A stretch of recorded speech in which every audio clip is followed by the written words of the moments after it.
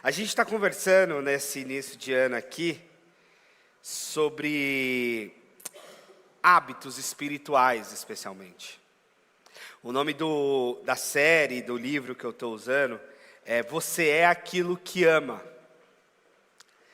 E, de alguma forma, a Bíblia mostra isso para nós, o quanto a gente vai se tornando parecido com quem ou com o que nós amamos. É por isso que é tão interessante o desafio do discipulado, porque o desafio do discipulado é nós seguirmos a Jesus, imitarmos a Jesus, amarmos a Jesus e, portanto, nos parecermos com Ele. Esse é o nosso desafio. E, na verdade, essa série tem a ver com isso. Tem a ver com esse discipulado. Eles falam assim, mas o que é discipulado que tanto se fala? Pode ter métodos, pode ter estruturação, pode ter cartilha, ou não. Porque no final das contas, o discipulado, o ser discípulo, é ser aprendiz. E toda vez que a gente se coloca como aprendiz de Jesus, a gente está se colocando no discipulado de Jesus. E aí dentro do discipulado de Jesus, nós vamos encontrando esses caminhos de aprendizagem. Com as celebrações, os cultos dominicais, com aulas bíblicas, com um pequeno grupo, com relacionamento com os irmãos, tudo isso vai fazendo o nosso discipulado, vai moldando e ajudando no nosso seguimento de Jesus. E eu acredito muito nesse discipulado que é formal, quando acontece de forma estruturada, estudando algum material, mas eu acredito mais ainda no discipulado informal, que vai se dando nas nossas relações, nos nossos encontros, na nossa mesa de café, quando a gente marca café com um, quando a gente almoça com outro, quando a gente está numa festinha com outro, e a gente vai trocando ideias na informalidade, às vezes fazendo piada, falando de brincadeira, mas outras vezes falando coisa séria e da importância da nossa família, dos nossos amigos e desse seguir a Jesus. E como é especial, eu estava até aqui me emocionando hoje com as crianças, com essa retomada, porque as crianças elas vão muito bem espelhando isso, na relação com umas com as outras e como eles se encontram e como esse discipulado vai acontecendo na vida da igreja. Tem uma experiência interessante que eu vivi com o Estevão um tempo atrás, que eu vim aqui estar com os irmãos hispanos, que é a igreja que faz o culto aqui no domingo à noite. E aí eu falei para o Estevão que a gente ia vir para a igreja para ele vir comigo. E aí quando ele ama vir para a igreja, mas quando ele chegou aqui, que não era a igreja dele, no sentido de que não havia ninguém que ele conhecia, e mais do que isso, nenhum dos amigos dele estava aqui, ele ficou profundamente frustrado e achou que eu enganei ele, porque eu falei que a gente vinha para a igreja. Eu falei, mas a gente veio para a igreja. Ele falou, mas essa não é a minha igreja, os meus amigos não estão aqui. E é o mesmo espaço físico. Então é muito legal, porque na cabeça dele já está se consolidando a ideia de que a igreja dele não é o espaço físico. A igreja dele é as pessoas que ele encontra. A igreja dele são os seus amigos. A igreja dele são as pessoas que ele tem afeto e que lhe ensinam a palavra de Deus. Essa é a igreja dele. Então esse mesmo espaço, sem as pessoas que são parte da vida dele, não é a igreja dele.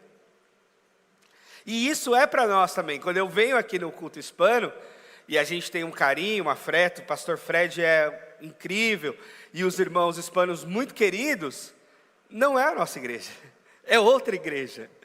Porque são outras pessoas, porque é uma outra liturgia, porque é um outro formato, e é isso mesmo. Por isso que a gente fala que somos duas igrejas se reunindo no mesmo espaço, mas duas igrejas. Porque a igreja é esse encontro, é as pessoas juntas. E nessa série, e no tema de hoje, que eu quero conversar com vocês, eu quero desafiar você a aprender a ler as liturgias seculares. E aí, talvez, seja bom a gente definir o que é isso, liturgia, né? O que é essa palavra, que é uma palavra muito do vocabulário religioso. A liturgia, a princípio, como palavra, como etimologia da palavra, vamos dizer assim, significa serviço público, serviço ao povo. Isso, no mundo antigo, era usada essa palavra como serviço ao povo. Mas essa palavra foi adotada pela igreja cristã como serviço do povo a Deus. Tanto que quando você vai para países de língua inglesa, o culto é serviço. Não sei se você já teve essa experiência de visitar, ou você conhece o idioma inglês, você sabe que culto é serviço, porque vem dessa palavra liturgia. E para nós, para quem é mais igrejeiro e mais batista das antigas, nós tínhamos a liturgia dos cultos num boletim a cada domingo. E o que a gente tinha ali como liturgia? A sequência do que ia acontecer no culto.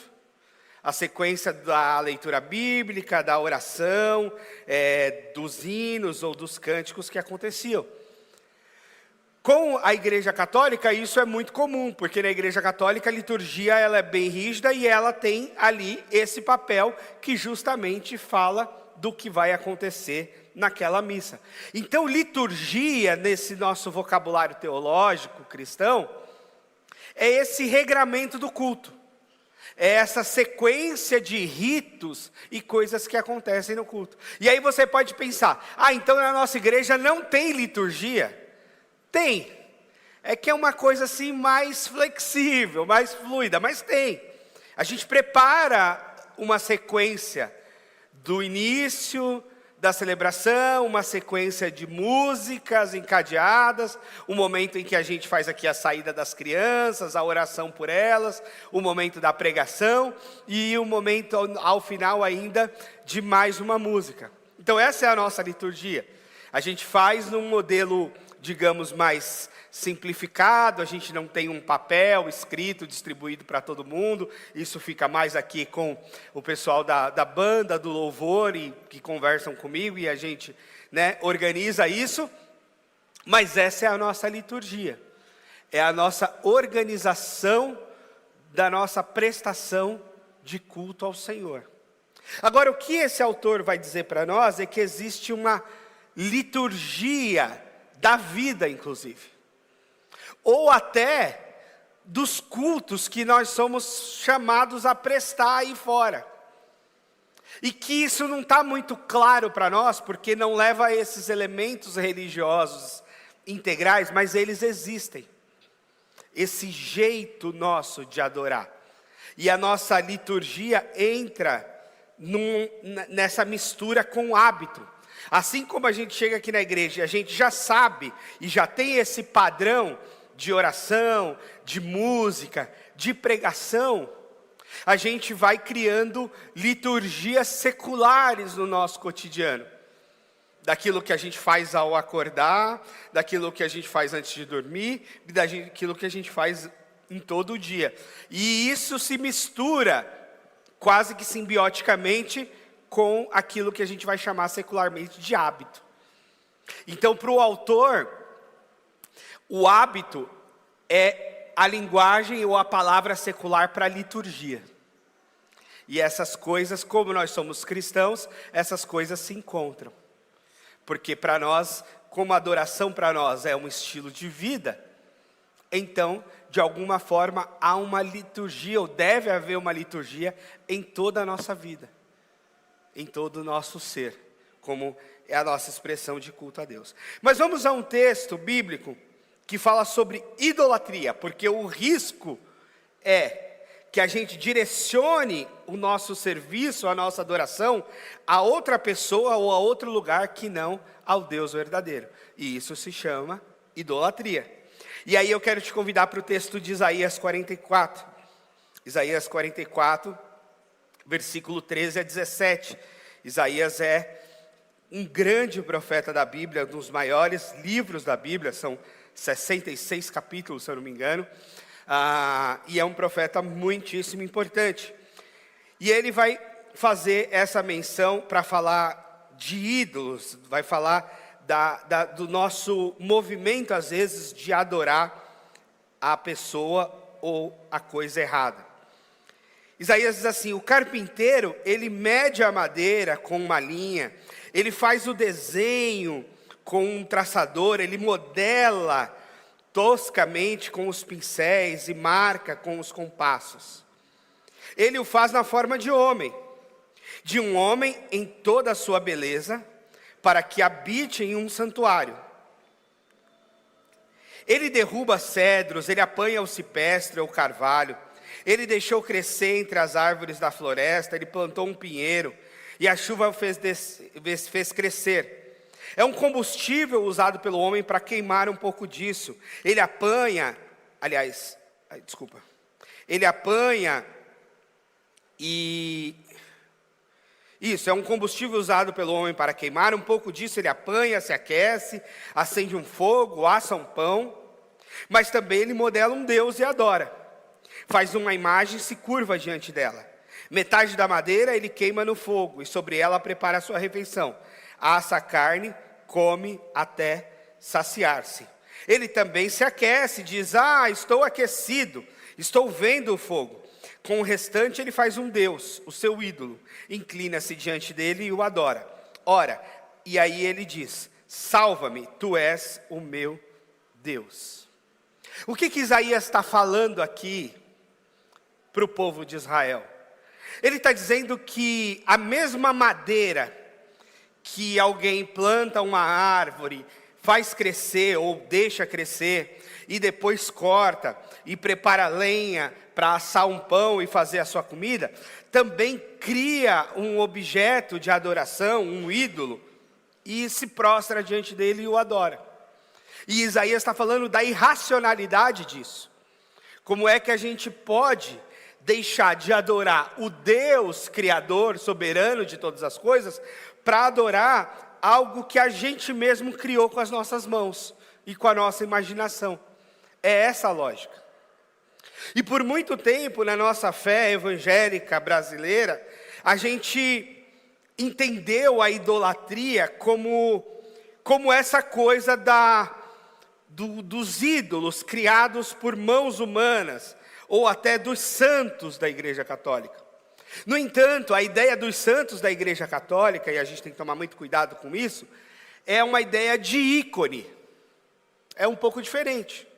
Porque a ideia de ícone é de alguém que marcou a história, como os apóstolos, como Maria, mãe de Jesus, como José, pai de Jesus, e isso depois criou-se esse ícone da imagem dessas pessoas que marcaram a história e estão lá. Isso seria um grande debate, o quanto isso é idolatria ou não, ou o quanto são ícones que devem ser respeitados, porque são imagens de pessoas que marcaram a história da nossa fé. Mas o que Isaías está falando aqui é um pouco diferente no sentido de que é um ídolo que alguém cria da sua própria cabeça, da sua própria imaginação. Pensa-se e cria-se. A gente tem um episódio bíblico, por exemplo, lá do Êxodo, do bezerro de ouro. Moisés sobe no monte para falar com Deus, ele demora, as pessoas começam a ficar desesperadas, preocupadas, querem um Deus para adorar, sentem falta da adoração, e aí fala: vamos juntar o ouro que a gente tem, mobiliza as pessoas trazem as suas joias, eles derretem e fazem um grande bezerro de ouro, e aí sim o adoram. E Deus condena isso, porque cria-se um ídolo para adoração. Em Nova York tem um famoso touro lá me parece que no centro de Nova York, né, lá em Wall Street. E aí tem o mito de que se você pôr a mão nos testículos do touro, você ficará rico, rica. Eu já estive em Nova York e não fiquei rico, mas eu também não coloquei a mão no testículo do touro. Então, pode ser, esse foi o meu problema, né? Mas enfim, mas não deixa de ser um grande ídolo contemporâneo. Porque um grande ídolo do nosso tempo é o dinheiro, que Jesus já alertou sobre Mamon. E lá em Wall Street, esse dinheiro está personificado num touro dourado, e especialmente nos testículos do touro, que seria como que a lâmpada mágica da realização dos desejos financeiros.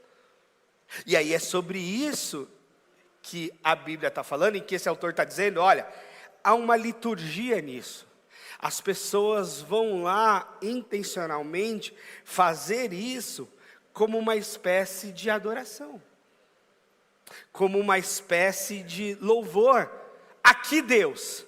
Ao Deus do dinheiro, a Mamon, a um ídolo, a um Deus de D minúsculo, a um Deus que não é verdadeiro.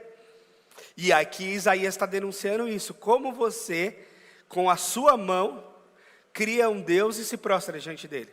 Se ele é criatura sua, você não deve se prostrar diante dele. É a criatura que se prostra diante do Criador. Então é ele que tem que se prostrar diante de você, não você diante dele. Agora a gente se prostra diante de Deus, porque Deus é o Criador e nós somos as criaturas. Essa é a lógica. E aí, o desafio da gente pensar essas liturgias é a gente pensar, será que a gente ama aquilo que a gente pensa que ama? Porque se eu te perguntar, você ama a Deus? Provavelmente você vai dizer, amo a Deus. E se eu te perguntar, você ama a sua família? Provavelmente você vai dizer, eu amo a minha família. E se eu disser, você ama a igreja? Você vai dizer, não, eu amo a igreja é parte da minha vida, tanto que eu estou aqui. Mas a questão é, e se a gente estiver enganado sobre isso? E se a gente não estiver amando de fato aquilo que a gente diz amar? Ou aquilo que a gente pensa amar? E talvez a gente esteja se enganando. E se você realmente amar outras coisas e outras pessoas que você não admite, mas que você ama? Mesmo que você pense em amar uma coisa, você pode estar amando outra coisa. A Bíblia diz que o nosso coração é enganoso. Os nossos afetos podem estar sendo direcionados para outro lugar. A pergunta é, quanto tempo investimos naquilo que dizemos amar? Porque para mim essa é uma chave importante. O tempo que a gente dedica àquilo que a gente diz amar. Essa é uma chave. Porque o tempo é um bem muito precioso, certo? É um bem que todos nós temos, razoavelmente igual, lógico, a depender do estilo de vida, alguns terão menos tempo de vida, mas em geral, dizemos que todo mundo tem 24 horas no dia, todo mundo tem 7 dias na semana e etc. Mas o quanto de tempo a gente gasta naquilo que a gente diz amar? Quer dizer, eu amo a minha família, mas eu não suporto ficar em casa com eles. Opa, tem alguma coisa que não está batendo aí. Você diz que ama a família, mas você não suporta ficar com eles? Você prefere estar em qualquer outro lugar que não com a sua família? Então, calma aí, esse amor aí não está muito amor. Então, o tempo é uma boa medida. Quanto de tempo você... Eu amo meus filhos, mas sempre que dá eu vou para longe dele. Não, peraí. Você ama seu filho, então você quer ele perto. Então você investe tempo nessa vivência e nessa relação. Então essa é uma medida. Uma outra medida é a energia. Por quê? Porque assim como o tempo nos é limitado, a energia nos é limitada. A nossa força física e mental, ela tem um limite. Tolo é aquele que acha que a sua força é ilimitada. Não, eu sou muito forte, eu tenho muita energia para fazer todas as coisas que eu quiser no mundo, na vida. Não tem, ninguém tem. O seu tempo é limitado e a sua força e energia é limitada, tanto física e principalmente mental. E uma avaliação importante sobre o seu afeto, sobre o seu amor é o quanto de energia você investe em um relacionamento. O quanto de energia você investe nisto que você diz amar. E aí a gente volta para os temas. Talvez a gente como cristão vai dizer isso. Nós amamos a Deus, amamos a família, amamos a igreja. Essa é uma tríade super importante, super basilar, digamos, da nossa ética cristã. Mas a pergunta é, o quanto de tempo e energia, como é que estou passando para frente? O quanto de tempo e energia a gente está investindo em Deus, na família e na igreja, por exemplo. Quanto disso? E por fim, o dinheiro. Alguém já disse, quais são as suas prioridades na vida? Aí alguém diz, Deus, família e igreja. Veja que eu não coloquei pátria, né? Proposital. Deus, família e igreja. E aí, agora me mostra a sua planilha financeira, para eu ver onde é que vai o seu dinheiro. Para eu ver se de fato o seu dinheiro está indo naquilo que você diz amar. Porque o dinheiro não pode ser um Deus para nós, mas é um instrumento da gente investir, e especialmente naquilo que a gente ama, em quem a gente ama. Não é verdade? Mas às vezes a gente inverte os papéis. E aí, nesse caminho, a gente pode descobrir que a gente ama outras coisas. Porque o nosso tempo, a nossa energia e o nosso dinheiro estão em outro lugar. Não estão canalizadas em Deus, não estão canalizadas na nossa família, não estão canalizadas na nossa igreja. E aí a gente pode cair em si e dizer, eu acho que eu amo outras coisas. É lógico que no meio disso vai dizer assim, tem muito do meu dinheiro e da minha energia e do meu tempo aqui entregue ao meu trabalho. Eu estava conversando com o Tinho ontem sobre as horas de transporte. Algumas boas horas dessas estão no transporte, né, Tinho, agora. Não é nem o trabalho em si, é o transporte para chegar ao trabalho e depois voltar para casa. É verdade. É verdade que boa parte do nosso tempo e da nossa energia, a gente está gastando para ganhar o dinheiro com o nosso trabalho. E é por isso, inclusive, que a gente tem que ter muita consciência do tempo e energia que gastamos no trabalho e o quanto essa jornada está fazendo valer a pena. Porque, não nos enganemos, nós vendemos o nosso tempo, nós vendemos a nossa força de trabalho às nossas empresas. A negociação é essa. A empresa diz, me dá o seu tempo, me dá a sua força de trabalho e eu te dou dinheiro. Essa é a troca da relação. E aí a gente sempre tem que ter em mente se essa relação está equilibrada. O tempo que eu estou oferecendo diante do dinheiro que eu estou ganhando. É lógico que quem paga acha que está pagando muito e quem ganha acha que está ganhando pouco. Sempre tem essa tensão. Mas a gente tem bom senso e deve ter bom senso razoável para poder fazer um certo equilíbrio na nossa mente dessa relação. Que eu estou dando tanto de tempo, tanto de energia e estou ganhando tanto. O problema é que com o advento das tecnologias, o nosso tempo de trabalho passou a se confundir e se ampliar. Porque por vezes nós trabalhamos sem estar no espaço físico do trabalho, né? Trabalhamos de casa, trabalhamos no WhatsApp, trabalhamos nos e-mails, trabalhamos das outras formas. E aí a nossa energia também se esvai nisso.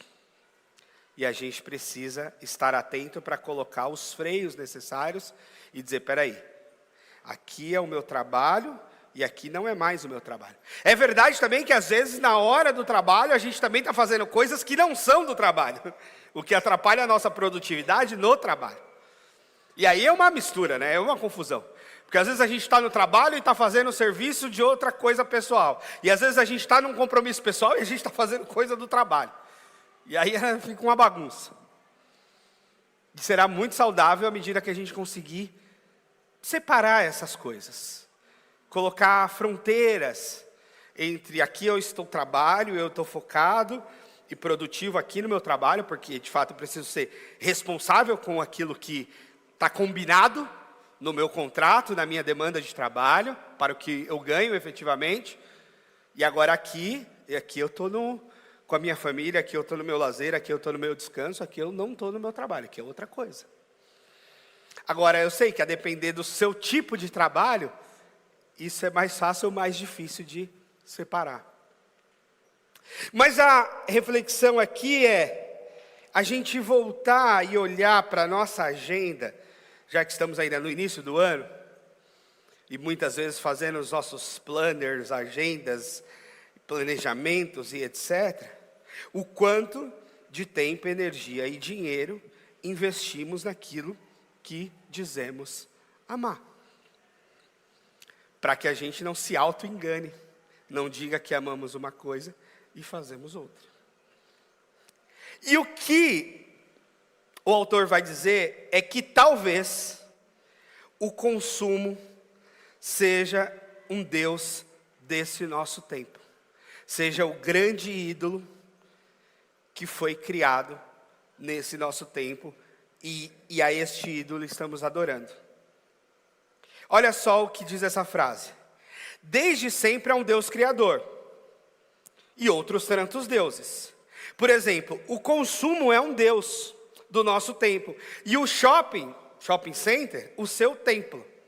Perceba a arquitetura dos shoppings, são como os templos, belos, imponentes, inspiradores, verdadeiros templos ao Deus consumo.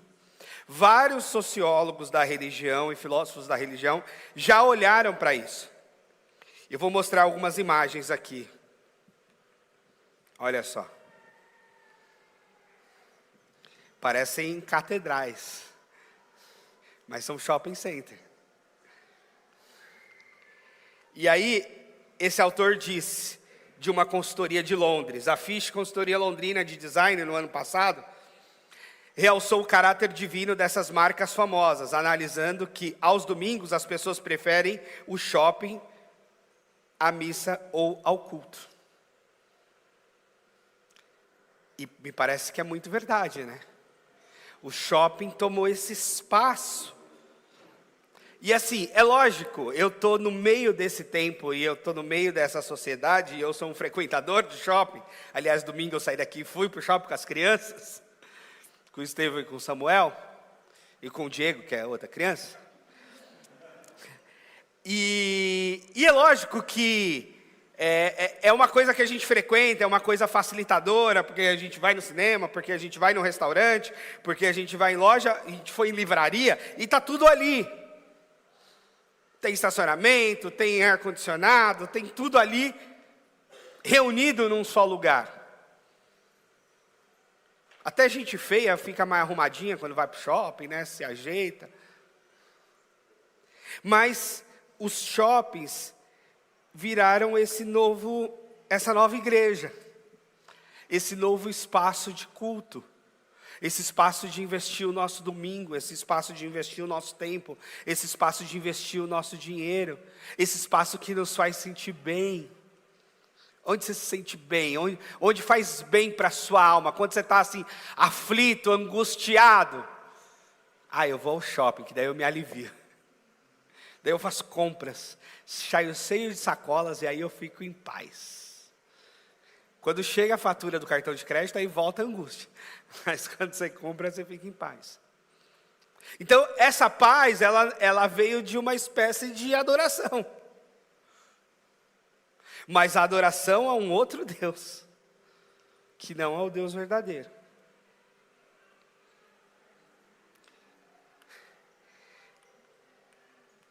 Olha só o que diz aqui. As marcas constituem a nova religião.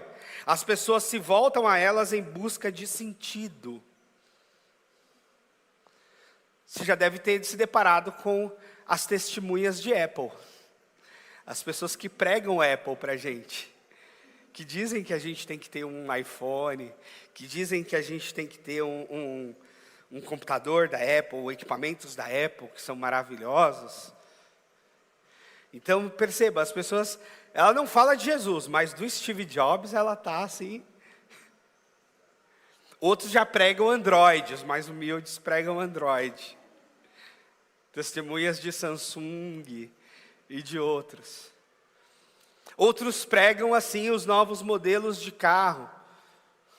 Outros não conseguem viver sem a Coca-Cola, né? Aquele açúcar cafeinado ali, saboroso, uma fórmula secreta que faz esse tipo de refrigerante. Outros não vivem sem um bom chocolate. Acho que nessa lista eu estou. Então, algumas pessoas são seduzidas por uma nova marca, e essa marca constitui certa religião para elas.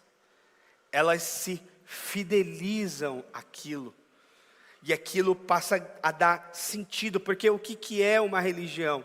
É algo que atrai fiéis e confere e dão sentido à vida desses fiéis. E em algumas pessoas depositam tanta energia e dinheiro em função de algumas marcas, que isso toma a própria vida delas. Olha que coisa maluca. Isso é idolatria. E aí, esse é um texto do Frei Beto, que ele diz que Marx já havia denunciado o fetiche da mercadoria lá na Revolução Industrial, descobrindo que as pessoas não querem apenas o necessário, elas que dispõem o poder aquisitivo, elas adoram ostentar o supérfluo. Então a gente passa da conta de ter o necessário e de buscar intensamente a ostentação do supérfluo, da marca, da etiqueta, da grife. E isso faz brotar toda a nossa superficialidade e às vezes toda a nossa fidelidade a certas etiquetas, a certas marcas ou a certos estilos de vida consumistas. E aí a gente vende todo o nosso tempo e nossa energia e nossa força de trabalho em função de mais consumo. Não é em função do bem-estar familiar da igreja, é em função de mais consumo. Quando eu comecei a ler sobre paternidade, por exemplo, eu me deparei com um sujeito bem interessante que escreveu O Papai é Pop. E eu agora esqueci o nome dele. Ele escreveu 2 livros, Papai é Pop 1 e 2. Isso, Marcos Piangers. E é muito legal, porque ele fala disso, ele fala que quando ele se tornou pai, o desespero inicial era, vou ter que trabalhar mais para ganhar mais dinheiro, para dar conta dessa família que aumentou. E essa também foi a minha cabeça. Eu e a Cris é uma despesa, eu e a Cris e o Estevão já é outra, já aumentou, tem mais demanda, então vou ter que trabalhar mais. Vou ter que ficar mais ausente de casa.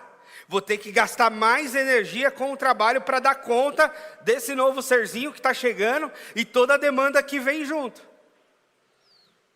E aí o Piangers falou, não, porque esse serzinho que vem, é verdade que ele consome, que ele demanda coisas que o dinheiro precisa comprar, mas é muito verdade também que o que mais vai marcá-lo não serão os presentes, ou o bem-estar, ou o porta-malas maior do carro, ou a cadeirinha de última geração que ele vai sentar no carro, mas o tempo que a gente vai dispor para eles, para brincar, para educar, para simplesmente estar com eles. E nós que somos pais e mães sabemos disso, o quanto os nossos filhos anseiam pela nossa presença. Mais do que por qualquer presente, mais do que por qualquer coisa que o dinheiro possa comprar, eles querem estar conosco. Eles querem que a gente brinque com eles, que a gente brinque de carrinho, que a gente brinque de boneca, que a gente brinque de casinha, que a gente brinque de bola, que a gente corra, que a gente esteja com eles. Muito mais do que aquilo que o dinheiro pode comprar. Mas a sociedade, o pensamento consumista, vai dizer, não, você tem que trabalhar mais, se ausentar mais de casa, para poder comprar a fralda da marca melhor, para poder ter o carro melhor, para poder levar nos passeios mais caros, para poder pagar as viagens mais caras. Quando as marcas mais fundamentais estarão na sua relação e no seu tempo com eles. E aí, de fato, você estando com eles, muitas vezes, você estando com eles na Disneylândia, ou você estando com eles num parque gratuito, talvez terá o mesmo efeito. Na nossa cabeça consumista, não. Na nossa cabeça consumista, a gente tem que ter o dinheiro para ir para a Disneylândia. Afinal, é uma coisa que as pessoas bem-sucedidas fazem. E eu não vou dizer que não é sedução. Eu nunca fui à Disney, mas eu imagino que tem uma sedução ali. Eu já estive em outras partes do mundo e que são sedutoras. A gente olha tudo isso que o dinheiro pode comprar e isso nos atrai, isso nos enche os olhos. Eu já estive em Nova York, eu já estive em Dubai. E você olha algumas coisas e você fala, uau, que coisa maravilhosa. Essas luzes, essas vitrines, esse povo bem vestido, esses carrões, essas coisas, é um negócio suntuoso. E não é à toa, é pensado para nos impressionar. E a gente pôr mais dinheiro ali, ou voltar para o nosso trabalho, trabalhar mais para gastar mais. Mas cada vez mais, olhando para dentro da minha família, por exemplo, para dentro da minha casa, para o meu filho, ele só quer brincar comigo.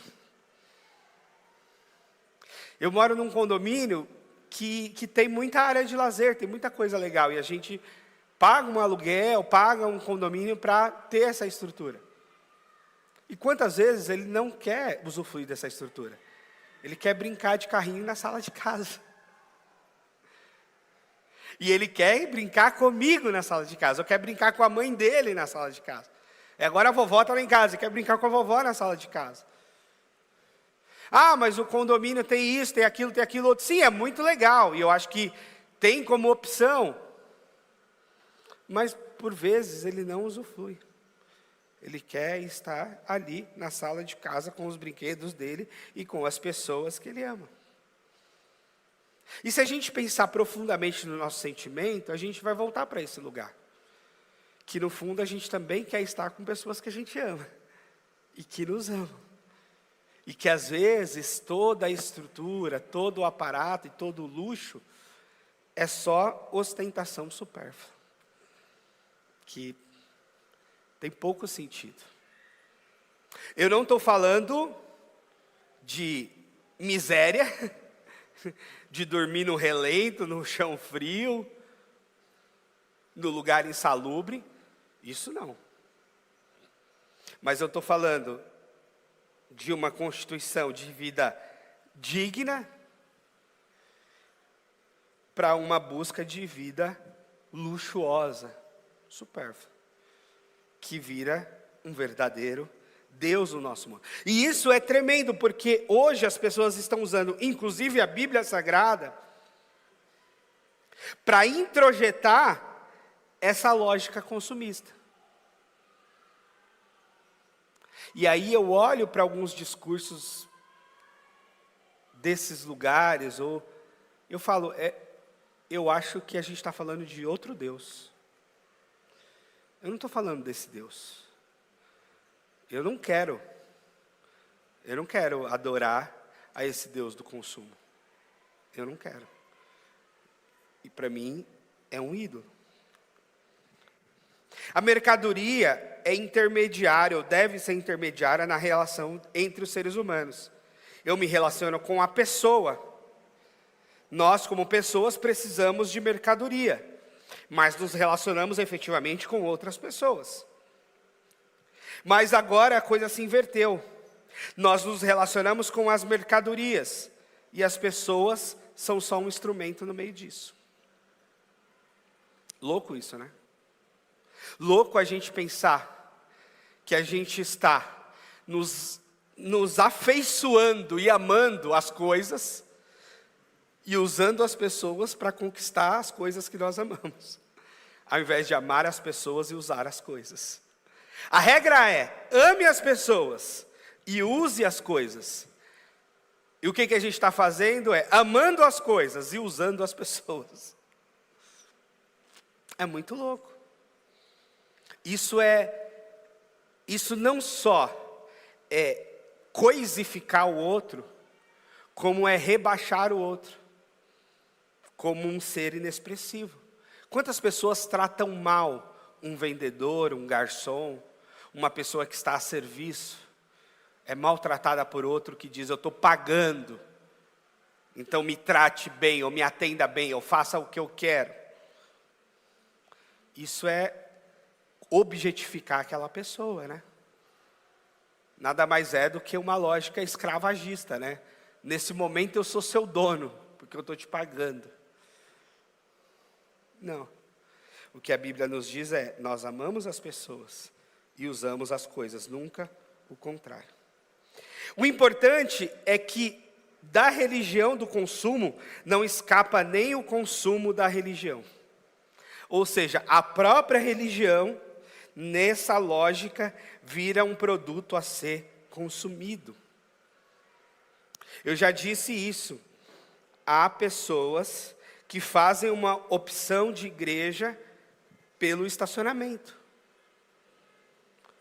A igreja que tem o melhor estacionamento leva a minha presença, porque eu quero o melhor serviço prestado. Mas veja que loucura, porque a comunidade, a igreja, é um espaço onde a gente se reúne para a gente prestar serviço. Para a gente prestar serviço a Deus em culto, e para a gente prestar serviço uns aos outros, colocando à disposição os nossos dons. Mas a lógica do mercado religioso vai inverter isso. Vai nos colocar como consumidores, e a igreja vira mais um espaço de consumo, onde eu vou e consumo a música, consumo a estrutura ofertada, dou nota para essa estrutura e digo se essa estrutura vai continuar me atraindo ou não. E assim como eu busco o supermercado que me atende melhor e o shopping center que me atende melhor, eu busco a igreja que me atende melhor. Olha o perigo dessa inversão.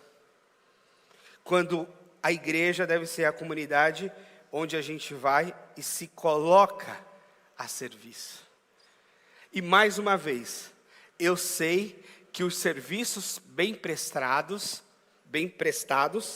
nos seduzem. Quando a gente vai num lugar e é bem atendido, a gente se fideliza ali. Poxa, me atenderam bem.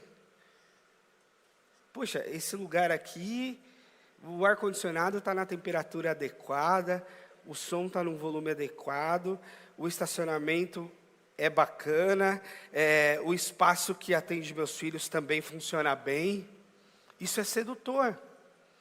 E é verdade, é criado para isso. Foi pensado para isso, foi pensado para te atrair.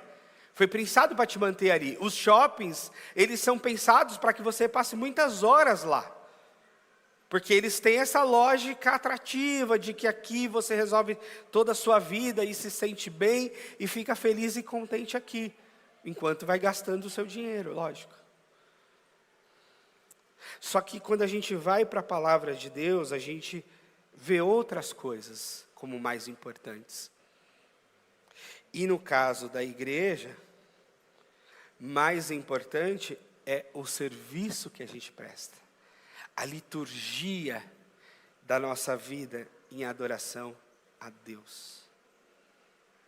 E aí não só na igreja, na nossa vida, a gente tem de prestar atenção a o que estamos amando de fato, ao que estamos adorando de fato. E a chave vai ser sempre aonde eu coloco o meu dinheiro, aonde eu coloco o meu tempo, aonde eu coloco a minha energia. Ali vai estar o meu amor. Não existe amor sem doação. Não existe amor sem entrega. Não existe amor sem abrir mão e indo na direção do outro. Não existe. Então a chave vai ser isso. Você me ama? Quanto tempo você se dedica na relação comigo? Essa é a pergunta. O quanto você está disposto? Porque senão é só uso. Senão eu só sou mercadoria para você. Ou se eu te uso, você só é mercadoria para mim. Aí a gente não está se amando de fato. A gente não está numa relação de afeto. Então o alerta de hoje é isso. Avalie a sua adoração. E não é avalie o quanto você canta afinado para Deus. Avalie o seu coração onde está. O seu tempo, os seus desejos, a sua energia, o seu recurso financeiro. Onde ele vai, onde ele está canalizado.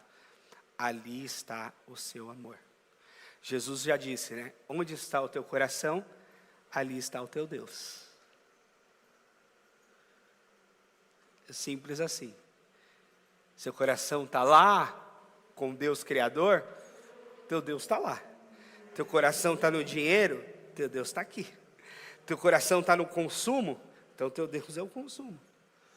Teu coração está nas coisas, então esse é teu Deus. É onde está o teu coração. Então a gente precisa examinar todo o tempo os nossos corações para a gente saber onde está o nosso Deus. A quem de fato estamos adorando. Examine o teu coração. É muito subjetivo.